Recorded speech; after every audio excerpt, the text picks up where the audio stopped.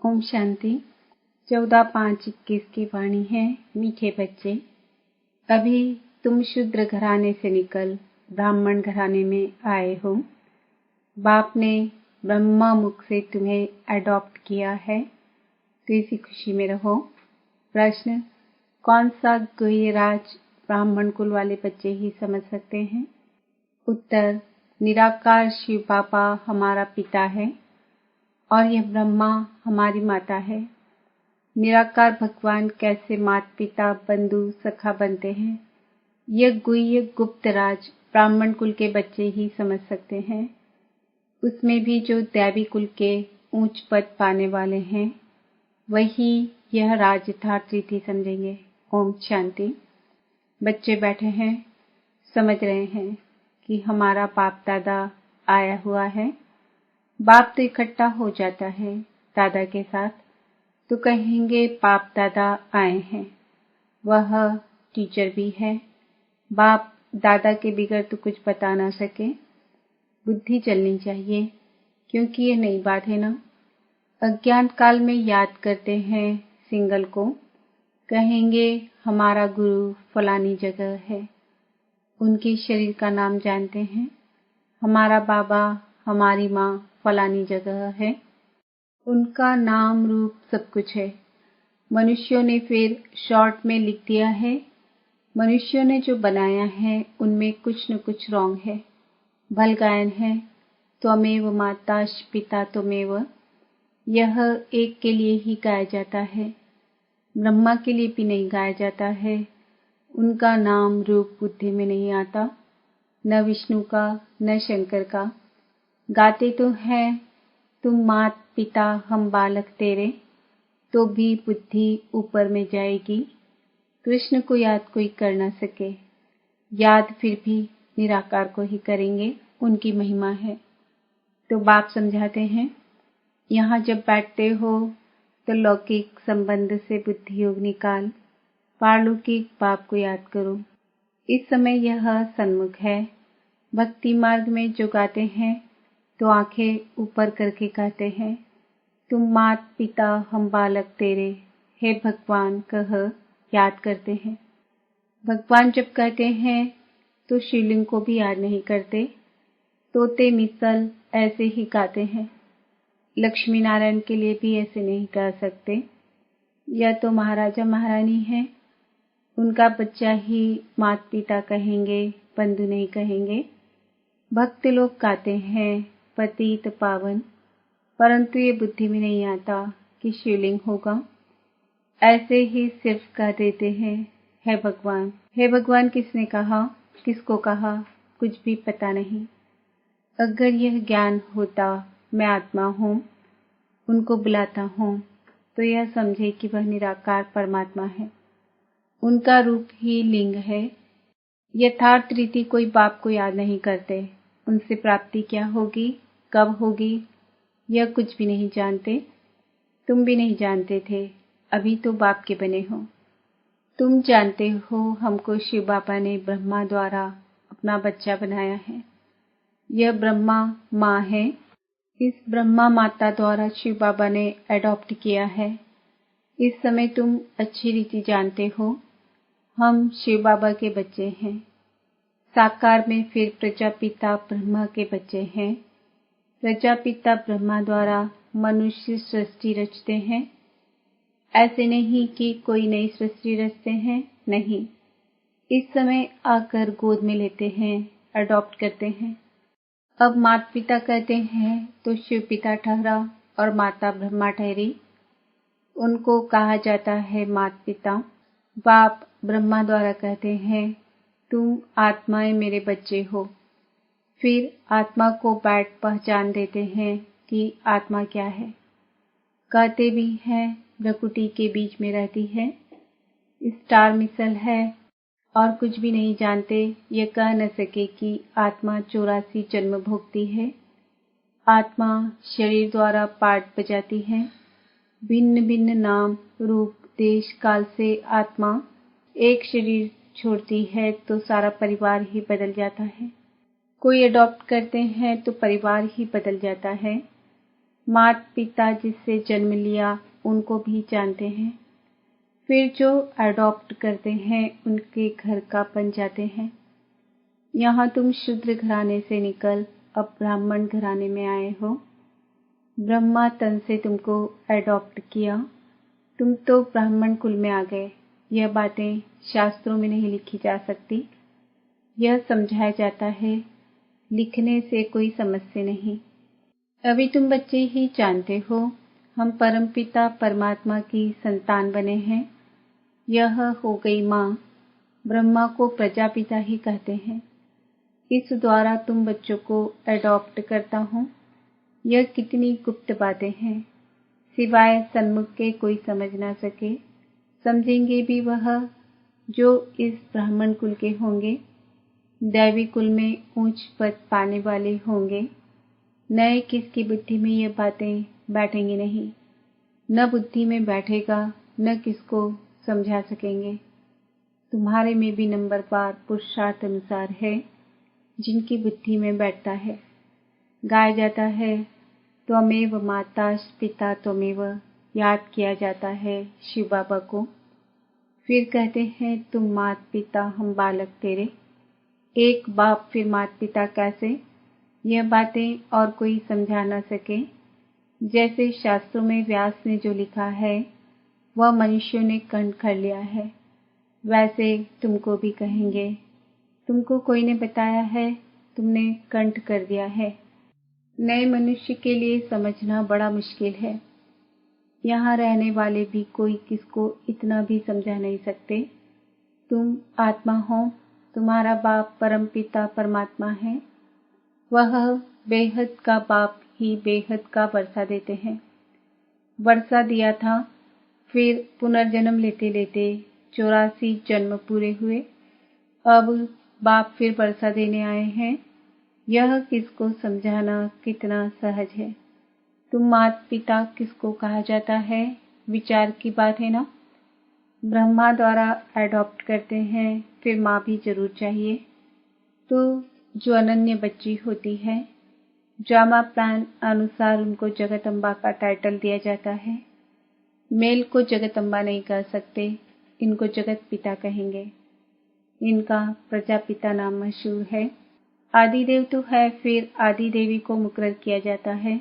जगदम्बा तो एक ही है, उनकी ही महिमा है। जगत अम्बा पर कितना मेला लगता है, परंतु उनके ऑक्यूपेशन को कोई नहीं जानते। कलकत्ते में काली का मंदिर है, बॉम्बे में भी जगदम्बा का मंदिर है। शक्ल अलग अलग है। जगदम्बा है कौन, यह कोई नहीं जानते। उनको भी भगवती कहते हैं। अब जगदम्बा को भगवती नहीं कह सकते, वह तो ब्राह्मणी है। ज्ञान ज्ञानेश्वरी है, उनको बाप से ज्ञान मिला है। तुम सब जगदम्बा के बच्चे हो, ज्ञान सुनकर फिर सुनाते हो। तुम्हारा धंधा ही यह हुआ, तुमको ईश्वर पढ़ाते हैं, कोई मनुष्य नहीं पढ़ाते हैं। यह ब्रह्मा भी तो मनुष्य है। मनुष्य कोई को भी पावन बना नहीं सकते। मनुष्यों की बुद्धि इतनी डल हो गई है, जो कुछ भी समझ से नहीं है। पतित पावन तो एक ही बाप है, वह आते ही है पतितों को पावन बनाने। यह सारी दुनिया तमो प्रधान है, सब पतित है। नई दुनिया पावन, पुरानी दुनिया पतित। पुरानी दुनिया में है नरकवासी, नई दुनिया में है स्वर्गवासी। बुद्धि भी कहती है सतयुग में सिर्फ भारतवासी देवी देवताएं होंगे और कोई नहीं थे। अभी तुम बच्चों को यह ज्ञान मिला है। नई दुनिया में पहले सूर्यवंशी देवता थे, फिर चंद्रवंशी हुए, तो सूर्यवंशी पास्ट हो गए। चंद्रवंशी के बाद फिर वैश्यवंशी आते हैं। बरोबर लक्ष्मी नारायण का राज्य था। अच्छा, उनके आगे क्या था, यह कोई समझ ना सके। तुम बच्चों को बाप ने चक्र का राज समझाया है। द्वापर में है वैश्यवंशी, कलयुग में होते हैं शूद्रवंशी। अभी तुम जानते हो हम ब्राह्मण बने हैं। तुमको बाप ने अपना बनाया है, अर्थात शूद्र धर्म से देवता धर्म में ट्रांसफर किया है। अब सूर्यवंशी चंद्रवंशी तो है नहीं, न लक्ष्मी नारायण का राज्य है न राम राज्य है। अब है कलयुग का अंत। कलयुग के बाद जरूर सतयुग आएगा। कलयुग में यह पुरानी पतित दुनिया है, महान दुखी है, इसलिए देवताओं की जाकर महिमा गाते हैं, माथा टेकते हैं। अच्छा, लक्ष्मी नारायण को यह राज्य किसने दिया? कोई है जो बता सके? कोई के भी ख्याल में नहीं होगा, क्योंकि बुद्धि में है कलयुग अभी बच्चा है। 40,000 वर्ष पड़े हैं, इसलिए यह ख्याल आते ही नहीं। अभी तुमको यह ख्याल आता है। कई बच्चे कहते हैं हमें याद नहीं रहती। क्यों नहीं रहती? क्योंकि सवेरे सवेरे उठकर याद में बैठकर धारणा नहीं करते। समझते भी हैं, फिर किसको समझा नहीं सकते। यह तो जरूर होगा, सब एक रस तो समझदार बन ना सके। समझदार भी चाहिए, बेसमझ भी चाहिए। बहुत समझदार तो जाकर राजा रानी बनेंगे। जितना जितना जो जास्ती समझते और समझाते हैं, उनका नाम बाला होता है। प्रदर्शनियां होती है तो लिखते हैं बाबा फलानी को भेज दो। तो क्या तुम नहीं समझा सकते हो? बाबा उनकी प्रैक्टिस जास्ती है, हम थोड़े कच्चे हैं। बाबा खुद भी कहते हैं कहाँ से भी निमंत्रण मिलता है तो लिख कर भेजो। कौन कौन है तो हम देखेंगे किस किस को भेजना चाहिए। सन्यासी भी उस निमंत्रण पर है क्या? फिर बहुत अच्छी ब्रह्मा कुमारी को भेजना होगा। अच्छा, एक दो से होशियार होते हैं, गवर्नमेंट जानती है। एक दो से होशियार है, तब तो केस एक दो से ऊपर जाते हैं। और फिर हाई कोर्ट में जाओ, फिर उनसे ऊपर। उसने भी जजमेंट ठीक न दी तो फिर उससे ऊपर जाएंगे। इनके ऊपर तुम रहम करो। अब यह सब बातें यहाँ होती है, सतयुग त्रेता में होती नहीं।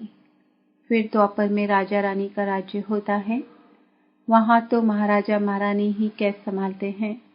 कैस होंगे भी थोड़े।